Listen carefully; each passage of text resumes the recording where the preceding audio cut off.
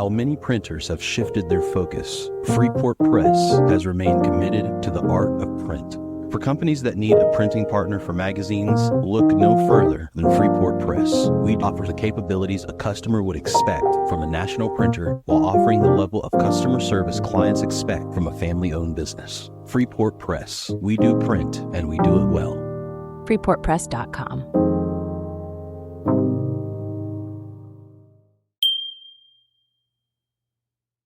The good thing about not being at a legacy media brand is that I don't have to deal with a stack of tech debt. I don't have to deal with 5 decades of this is how it's always been done and unwieldy teams that are really hard to coalesce or bring together under a huge conglomerate. We can be nimble and we can be really decisive and we can make decisions fast. So I'm excited to build towards that.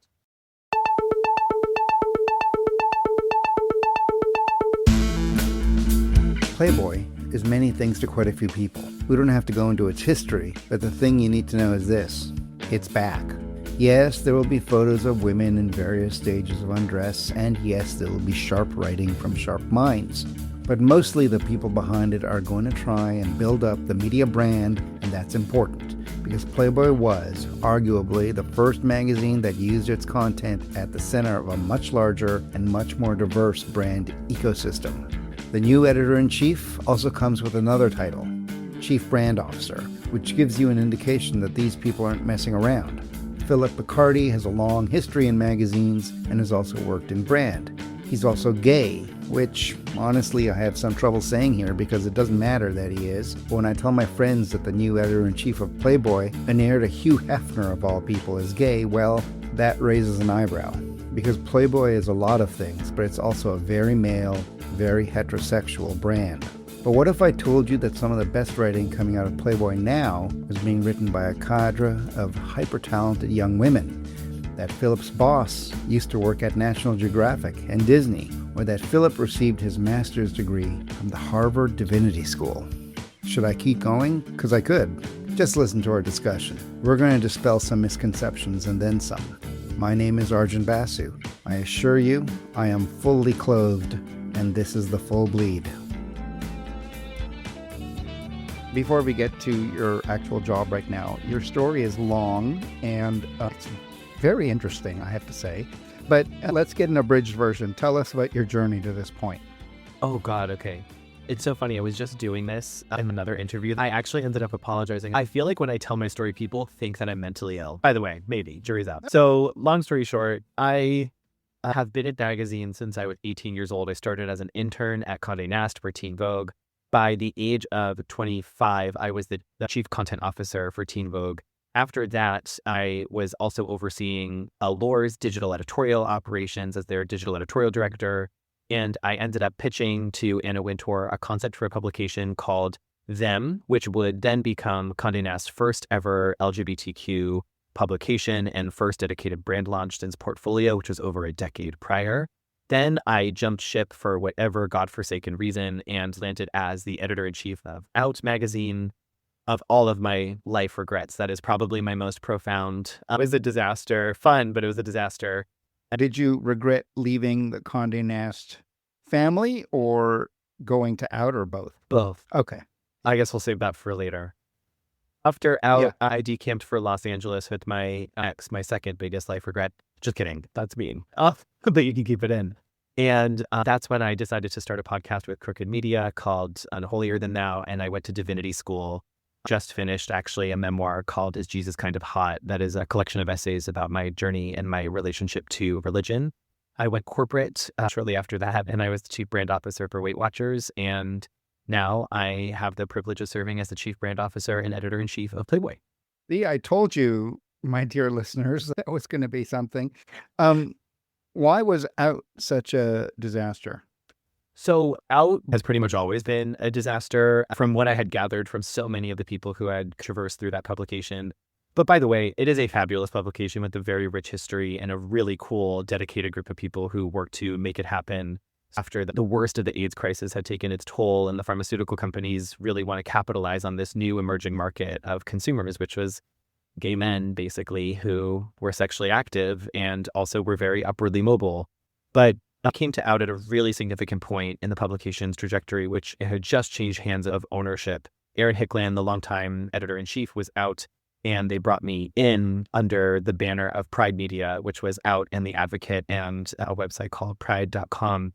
The owner, though, of Pride Media, the CEO, I think, had withheld some really crucial financial realities of the publication with me and effectively halted payments to our freelancers, basically just a month after I had joined the publication. And so the year prior, I was in the New York Times and I was being called the Prince of Condé Nast for the launch of them. And then almost a year and a half later, I'm on the cover of the business section and it's Out Magazine fails to pay its freelancers amid shiny new editor's arrival. I'll never forget it. It was truly tragic comedy in a way, but a really valuable learning experience. And even though I do have some regrets about that time for sure, I was really lucky to work with a very stellar and committed team who I still really respect. And I think we made a lot of magic out of a whole lot of nothing with very limited resources. So I still have a lot of respect for the people I worked with at that time, just not the overlords. We're going to jump to Playboy now because that's where you are. We don't have to go into the history of Playboy because that's very well documented. But do you have a history with Playboy at all? Do you remember it when you were growing up? Yeah, I have two older brothers who are aggressively heterosexual. So I'm very familiar with Playboy, and it was a fixture in the household. And so were the women who were inside of it, right? So Brooke Burke and Carmen Electra and Pamela Anderson were all over my oldest brother's walls. He unfortunately had a sloped wall that appeared over his bed, so they were often on the ceiling, which is probably more information than he would like me to divulge. But the glamour of that time and the way that those women were captured, and then watching them on television and reality TV in some cases, was so fascinating. I think what was even more interesting was I grew up in a very Catholic household. There was so much permission for Playboy to exist in the context of this household. It was not taboo because it wasn't considered porn. It always had the respect of the men in the house, even though we all knew what they were looking at. I did get the sense that they were actually reading the articles. And that was also to my benefit because the magazine was a lot more progressive than I think the men in my household were at the time. And so I definitely understood what it meant to men and what it could mean to me. When I was working for Condé Nast, I was approached by Cooper Hefner. I actually met with him at the Playboy Club in New York before it closed. And we talked about the future of the magazine and I think the potential of the magazine in the context of the current sexual revolution that was happening at the time, which was so focused around gender liberation and the Me Too movement and all of these kind of forces that were coalescing, but that felt really rich as areas of interest for Playboy. We didn't end up working together. I was very comfortable and very happy at my job at Condé Nast at the time, but it definitely got my wheels turning. And I had been approached by the magazine many times. The former CMO, Rachel Weber, our current VP of brand, Reese Lasher, had reached out to me so many times over the past, 5-6 years. I did Instagram lives for them. I was helping them on some other project they were working on. So this kind of felt in many ways inevitable, but also I was coming to the publication at a very different time societally and culturally, which presented a whole new set of challenges for sure. Why do you think they pursued you over so many years and different people from that brand? What did they see in you, do you think? For me, I'm sure that there was a business rationale to bringing me on board, which I had proven many times and in many different contexts that I was able to grow audience and that I was able to do brands that felt social or digital first, which I think Playboy has in more recent years. Those pivots into digital, video, and social have been really fraught for the brand. So much of the brand DNA and legacy is still rooted in print and in the analog, which I obviously, of course, value coming from Condé. But I think there's that on the sort of like logistical side of it. But on the other side, what I had demonstrated throughout my career is that I could take a storied brand or a legacy, or I could take a concept or a cultural force like sex and make it relevant in a way that felt current and that also felt elevated. And that feels like what is really honoring Playboy's legacy, especially within its literary tradition.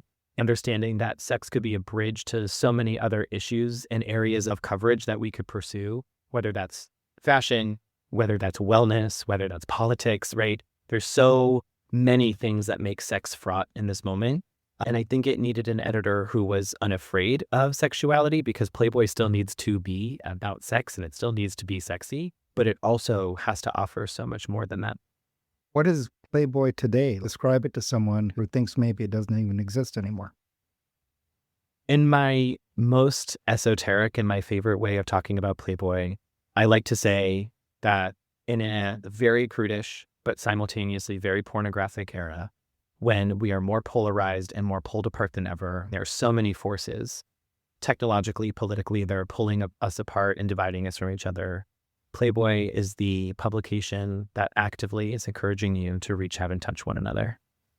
We are also hoping that you do so consensually, but that is so much of what our magazine is about. I think you should also know this is a publication for men, but we love women, and women have always been at the center of Playboy's universe, and so much of the content that we do is made for a male audience, but women are always at the top of mind at Playboy. I want to get back to that in a sec. But first, you worked for big brands.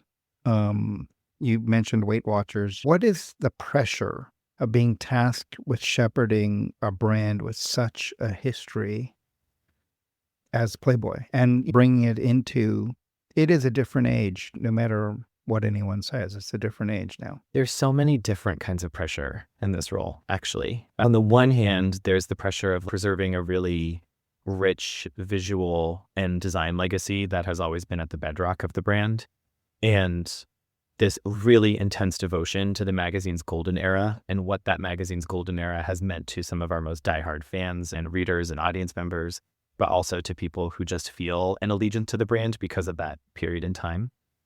And then alternatively, there are real business pressures that are coming with remounting a media property in an era where media is inarguably in decline. There are so many pressures facing the most storied and legacy newsrooms in the world, like what we've seen at the Washington Post or what we're seeing at CBS. And so the bet on Playboy as a media brand is also a really challenging and a really interesting and provocative one, I think.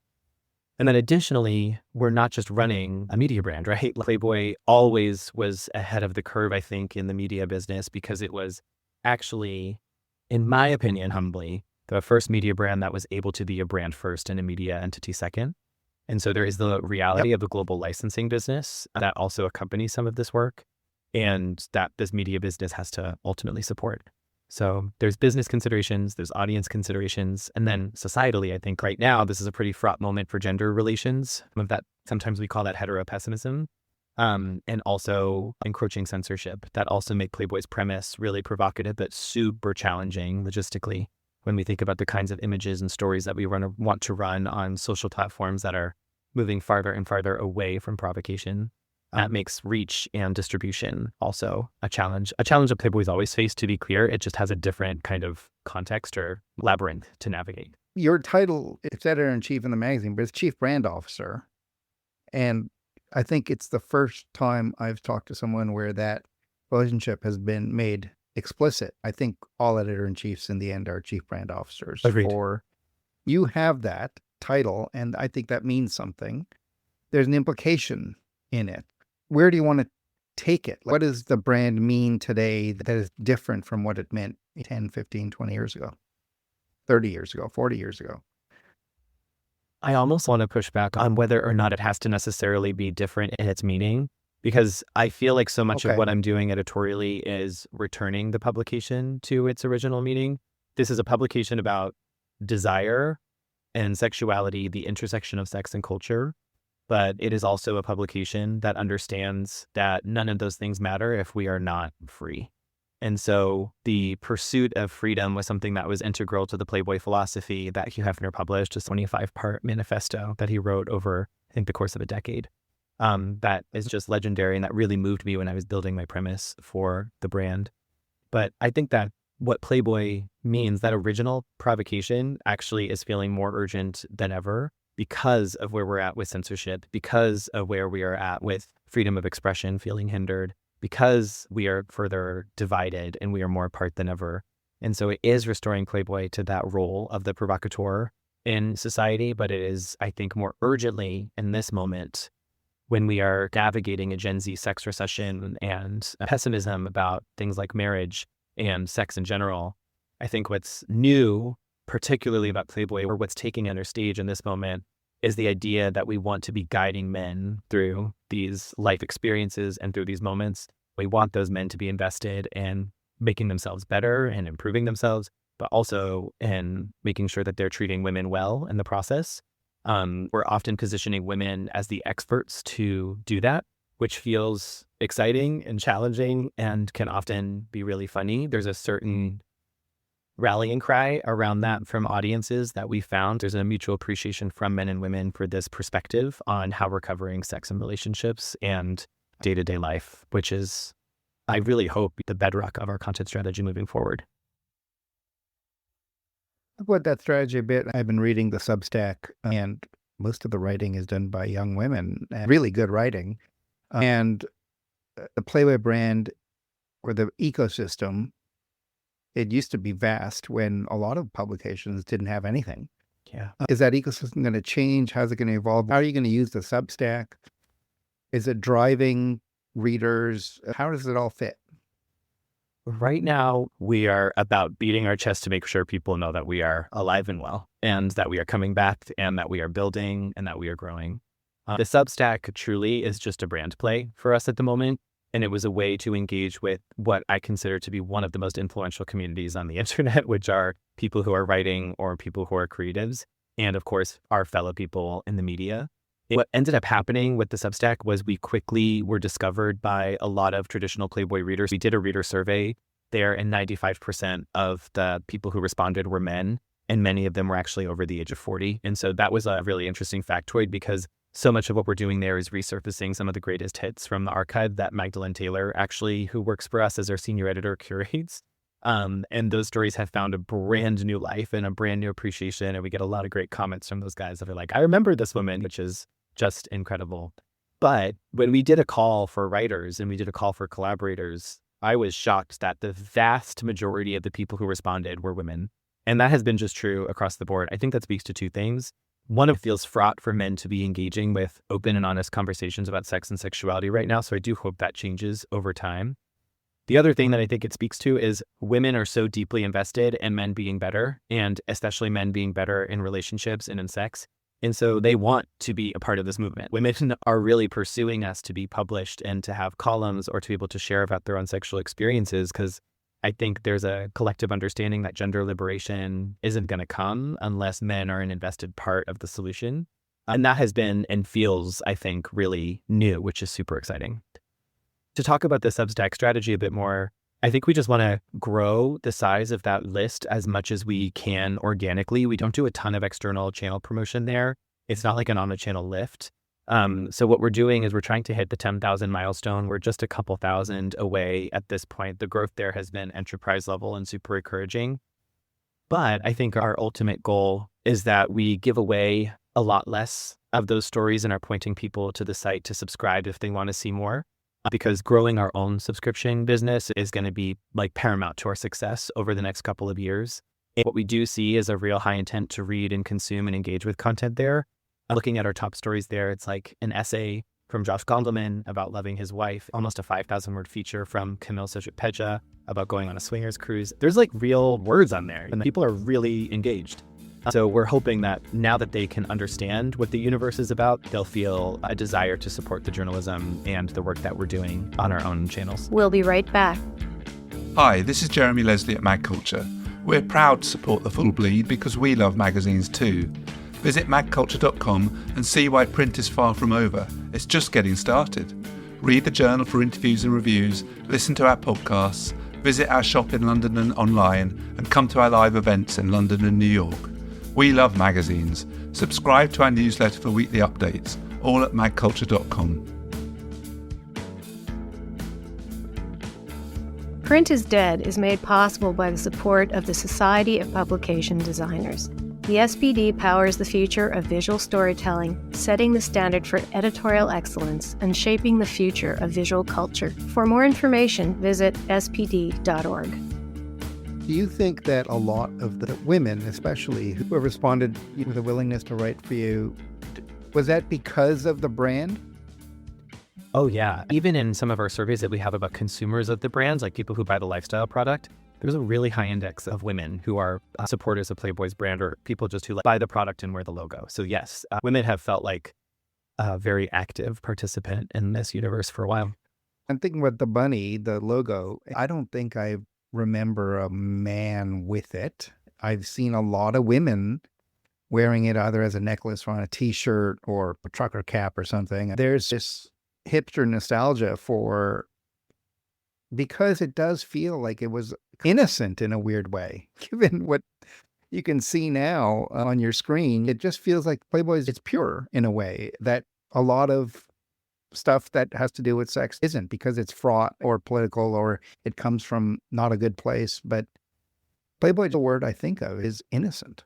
That is so interesting you say that, because creatively, when we sit down with photographers, playmates who are consenting to have their nude pictures taken, our creative director, our artistic director, one of the first things that I said when I was going through the archives is like, guys, there's a clear sexuality and a clear desire here, which is inarguable, right? These are beautiful women.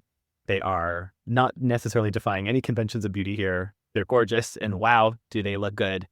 But there's also this real playfulness to the pictorials. It feels like a lot of the women are aware of the absurdity of the premise of posing naked for a magazine that a bunch of men are about to read, and they feel like they're in on the joke. We could argue extensively, and I'm sure many women would love to argue with me about this, that objectification is inevitable when it comes to this kind of work. I just don't think that the people who have posed for us are unaware of that objectification. Certainly not the women that I've worked with. They more just want to play with the trope and find out if there's power in it, or find ways to be subversive within it that can still feel sexy and playful. That is such an interesting dance. And I do think when you're making a picture in a centerfold and you're working on the retouching and the editing and the posing, and you're taking this much time and care with a project like this, it is so different than what you're seeing on Twitter when you're scrolling. And that has been a really cool experience to play with the contours of desire in that way. The old joke, you'd subscribe to Playboy to read the articles, but some of the major figures in the world were writing for Playboy. What are you going to do there to continue that? The hallmark polls that Playboy was famous for include, obviously, the Playboy interview, where Alex Haley basically had many of his greatest hits. We brought the Playboy interview back. We actually turned it into not just a print interview, but it appears also as a long-form video interview. So it's an interesting place for journalists who have both camera potential and potential with words to really flex their muscles. Our executive editor, Jesse Will, who works on the book, actually used to work for Jan Wenner at Rolling Stone. And so there's definitely an intent to reach out to the heavier hitters of magazine writing and make sure that they feel called or compelled to participate. We also brought back things like the fiction section, which allows us to also tap into the literary world to see who's publishing interesting things and who are the interesting voices there. I think right now I'm really focused on making sure that we're not just going after the most established names in the world who are already writing for the big magazines or the big newspapers. I feel like we have an obligation to go after the big names as much as we do the next generation of names too. And so that's a delicate balance that we want to strike. So the writer Rolodex, I feel confident in, but I think what's been really exciting is like Camille, Annika Jade Levy, seeing those stories pop off and really go crazy on the internet has shown us that we're tapping into a new zeitgeist and new enthusiasm for the brand, which also feels really palpable. We're bringing back 20Q, which will be really exciting, and I have some exciting names that are being tossed around for that right now. So I think it's about the right balance of both, but I definitely don't want to swing it too far into Esquire territory, to be honest. I want to make sure that there feels like there's a good mix and it feels like we're offering something new. You bring up Esquire. I really do feel, and I guess you do too, because you said it, is that Esquire picked up the mantle from Playboy after maybe, I don't know, it just became the magazine without the boobs, really. Yes. No, but it was in the same territory, intellectually at least. Oh, yeah. Even going back into the archives, Hafner talks about Esquire all of the time. He poached Vargas from Esquire when Esquire told Vargas that he had to dress up the ladies. I was just talking about that because our Miss February was all inspired by the Vargas girls. I do think Playboy has to be different. And so youth and going after a younger audience is definitely top of mind for us. And so pursuing TikTok, we're on Reddit pretty aggressively right now. Those are all strategies that we're deploying to see what's working with audiences and how that's changing up the age split. And how often are you going to print? We're quarterly.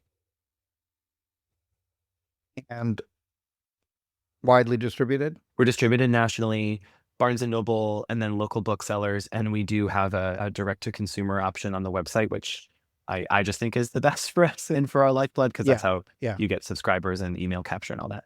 And what has the reaction been from the ad community? That's actually been really interesting. I think a lot of people were surprised to see us back, but especially to see us back with Carol G on the cover the weekend before her headlining performance at Coachella, photographed by Grace Sorrenti and styled by Katie Grant, who's inarguably one of the most important fashion editors in modern history, was a really big showing. And that was a really important symbol and signal to us, to the business community and our audience. So something with that kind of power, I think, has opened a lot of doors for us to have meaningful conversations with talent. We are not going for a traditional please buy pages in Playboy approach at all. We are going for custom partnerships, video partnerships, and social and pre-roll, and obviously experiential. With that, I think there's a lot of nimbleness from the team and a lot of desire to do things in a way that feels sustainable rather than cater to circulation or demographics on the site. And that's been exciting to open some doors in the fashion sector, the wellness sector, and then of course, Playboy's hallmark sectors are always going to be liquor and spirits and auto and wine and tobacco and those other categories, which we're obviously still in build mode with. David Miller just joined us. He's comes to us from Disney, National Geographic. He joined as our president of media and brand. So he's my boss. And so he's really leading that strategy with the Tiger team. And it's been exciting so far to see the reception. Obviously, we have a lot of work to do to make sure that people feel like Playboy is a brand they can align with, but we also have to work with partners who are willing to cross that line. You know what I mean? And that's been a really interesting one, especially coming from a brand like Teen Vogue. You talk about the surprise of some of the people that you're approaching in terms of partners, but what's the thing you hear most often when you go out, either editorially or commercially? The thing I hear the most often is, "Oh boy, Playboy's back?" ? The second thing I hear the most often is, "You?" ? At Playboy ? What's that reaction? When I looked into you, there were a lot of questions, obviously, which is why I asked about your relationship at the beginning. Your role in magazines, obviously, you've been at a lot of big titles. You've done a lot of great things. So this feels natural for a brand that's trying to recapture itself. But at the same time, you're not the reader that most people would think when they think of Playboy. I mean, I think that's fair. I'm not really afraid of that because I don't think that Playboy needed more of the same. I don't think that this moment in culture is calling for more of the same. I also do think, despite my sexual orientation, I am squarely within the target demographic based on my age and gender. And so I may not be a bullseye, but I'm not that far off if you really think about it. One of the things that I've always said is I think the power of working at the publications I worked at was that, especially towards them and towards out, was I had to take a really big topic like sexuality and gender and then figure out a way to market it as a cultural and political force that was driving things forward. And I really am applying a lot of those same principles and philosophies to Playboy. There's a lot of that's rooted in a deep optimism for what happens when people can actually come together. There's a huge belief in sex as a force that can be good and does not need to be shrouded in shame, does not need to be something that people need to fear. I also think, because of my fashion background, I believe that there's nothing wrong with the pursuit of beauty or glamour. Showing women in ways that feel empowering and that also feel provocative or daring feels very native to my DNA. But I do think I'm bringing a different perspective to it for sure. But I do think it is a perspective right now that it's almost a huge benefit that I can come to this as a little bit of an outsider. Because there won't be things that I'm precious about that I think many people who are hyper loyalist to the brand would be precious about. And I also think there are perspectives here that help to diversify what this publication can mean to a modern audience of young people who do not see sex and gender the way that the previous generations who read Playboy do. No, they don't. And their relationship with the media is completely different. Media is completely different. And do you look at this as you're trying to find an audience for people who have no idea what Playboy used to be? Or how do you approach that? Our lowest hanging fruit, to be honest with you, is people who are excited to know that we're back and publishing regularly. Those are the easiest people to convert. It's so funny. I was just talking to a freelancer who helps us with social, Evelyn Kwong, who comes from 404 and Wired. And she was like, I haven't seen Facebook referral traffic like this in 10 years. You know what I mean? But like, those guys were just waiting for us to serve them content. And so those were like easy engines and levers to pull. They were so excited that we were back and that we were touring the archives and stuff. Those guys are priority number one in a lot of ways, because as you're rebuilding this thing, there was no media brand really when I joined. There's not a lot of media infrastructure. I'm starting from scratch with product, social, everything. So a lot of that was easy to get those guys excited again about the brand. So I'm very happy to have them. But a lot of the young people we're targeting think of Playboy as a lifestyle brand. They know it from clothing and baseball caps and t-shirts. They don't understand. A lot of our comments on Instagram from new followers are like, why are you guys publishing about Malcolm X? He's a bedrock of the Playboy editorial philosophy. So you have to bring them along the journey. And so it is unfortunately a both and, which can be a hard line to cross. But I have found that younger audience is way more engaged with our current cultural commentary, our current coverage of current affairs. They're way less averse to seeing essays and videos that are about things that don't have to do with sex or beautiful women. And so it's a very valuable audience for us to court for sure. And they're embedded in the social demographics. We're at about 1 million on TikTok. We have 9 million on Instagram. So the young guys are there. They just don't necessarily know that we are a publisher, which is a funny education point. Yeah, it really is. I'm old. For me, that's hilarious. You talked about what you found when you got there. What did you find? It wasn't the Titanic, but was it a wreck? What was there? Like, What did the brand consist of when you got there? they had restarted print last year in 2025, and they had 2 issues that came out. They reintroduced a new class of Playmates, all very well done and very beautiful. We're having a lot of trouble with major bookings for the cover. There was basically a team of freelancers who were working on the publication, and most of that energy was focused on print with very little original content and things happening on social. And currently, we're going to be staffing up over the next couple of years. We're a publicly traded company.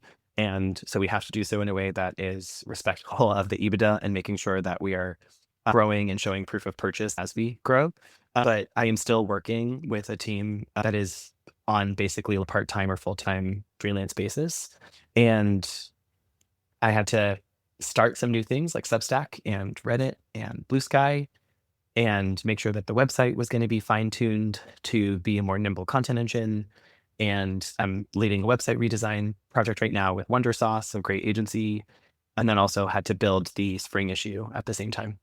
While I was in my introductory months there, I was in the archives, right? So I read the huge Taschen collection of Hefner, like recounting kind of the golden years, and then familiarized myself with what was in the archives and what else there was to find and uncover. A lot of that ended up being the lifeblood of what appears in the spring issue. It's obviously not just resurfaced or its stuff, but it is a reimagining of what the tradition of Playboy was, which proved to be really fertile ground for some great stories.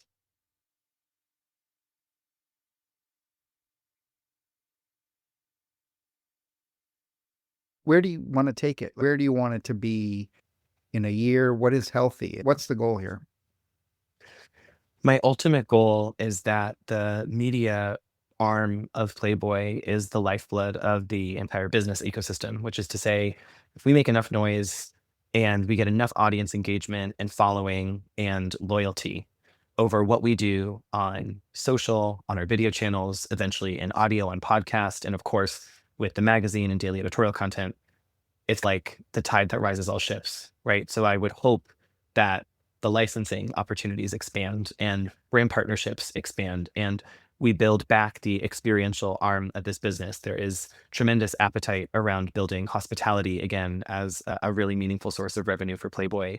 These are all logical places that Playboy has a right to win, and I really do think we're in a great position where there is no way but up. And so that feels really exciting. But also, I do look at the men's media market, and I've seen so much commentary online about how we need the cut for men, or we need this for men, or we need that for men. And so I do think there is a really right place for Playboy to very quickly I hope, if I do it right, scale and actually become a viable competitor in the men's media marketplace. I don't need to have the same unique visitors as some of the legacy media brands that have been playing in digital media for the past 2 decades, where Playboy just hasn't been playing to that extent. And so to a certain point, I think catching up to them in that realm can be really futile. We need to be innovative and selective about where we spend our budgets. We could have a killer podcast, or we could have a killer video series, and we can make a killer magazine that people are always going to want to buy and subscribe to. And so those are all the areas where we can focus on our growth and focus on our point of difference. And I know I complained just earlier about all of the resources I didn't have, right? But the good thing about not being at a legacy media brand is that I don't have to deal with a stack of tech debt. I don't have to deal with, 5 decades of this is how it's always been done, and unwieldy teams that are really hard to coalesce or bring together under a huge conglomerate, right? We can be nimble and we can be really decisive, and we can make decisions fast. So I'm excited to build towards that. Was the idea of the powers that be to really use the content again as something that just built the business and as the core of the business? Because that's what Playboy is. It's a content brand that feeds a much larger business, but that without it doesn't exist. Yeah, I always say it's a global lifestyle brand that was powered by the prestige of its storytelling. And content needs to be an engine that has a degree of financial solvency and fiscal responsibility for sure. But it is a brand at the end of the day. And that's why I thought Chief Brand Officer and Editor-in-Chief were, even though it's a long and unwieldy title, I think it's more evocative of what I am actually doing here, or what we're setting out to do with the content. Yeah, it's like the most honest title. It works. We always end these things with one question. What are 3 magazines or media that are exciting you right now? My first would be Feed Me by Emily Sundberg. It is pretty much the only thing I think I actually read on the daily, and I do look forward to her appearing in my inbox. I also like her presence in general and how she has found a way to scale without losing herself in the process. So I really respect what she's up to. I think the team at Wired is doing some of the most compelling journalism in the world right now. They do such good feature journalism and such good packages. I'm so impressed and often extremely annoyed at the things that they cover, because they are doing it in ways that I wish that we were doing. And the whole team at Playboy is aligned to that, by the way. Every time they publish a story about porn, we're like, damn them. So good on them. And I hope they keep up the good work. And I think all art is theft, right? All art is theft. So just steal it. Just steal it and write Katie Drummond a letter and just say, we stole this from you. And I'm sure it'll be flattery. Yeah, totally. I should write her a letter and say that. I gotta say, it's hard to pick the last one. I want to give an honorable mention because I really loved what T did with their I will issues. give you. Okay, loved the design of that, and they did it behind the scenes with their design director that I also really loved. But I think what Katie Grand is doing in the fashion space at Perfect is super interesting, and more people should be paying attention to it, because she has this cornerstone fashion Bible, huge book that she makes, but then she does these fanzines, and she asks the cover stars to participate in a 3-day shoot and process with her that includes fittings and diary entries and voice memos and so much multimedia and ephemera. That just feels like she's the only person in fashion who could pull this off right now. And they're so good. And I think it's a really compelling business model. And she is really keeping print alive over there. So I just wanted to, I would say she was my third that I'm always watching. Okay. She's third. T is the honorable mention. Yes. Don't tell Hanya Great. that she's honorable mention. It's on a screen. It'll be flat. It's the problem. Thank you, Phillip. Thank you so much. I appreciate it. And good luck. I'll be watching. I'll need it. Thank you. And I'll be reading the articles. You don't have to say that. We know what you're here for. This has been The Full Bleed, a podcast about the future of magazines and the magazines of the future, and a production of Magazium LLC. This episode was produced by Patrick Mitchell. The theme music was composed and played by Jason Camelot. If you'd like to comment on this show, send an email to hello@magazium.co or visit our website at magazium.co, where you can read transcripts of all of our interviews from all of our podcasts, along with portfolios, archival photos, links, and more. You can also tell us what the mags you miss. Just fill out the form on the website. Once a month, we'll select the name of a lucky person, and they could win some fine swag. Speaking of which, we have a swag shop. My name is Arjun Basu. Thanks for listening.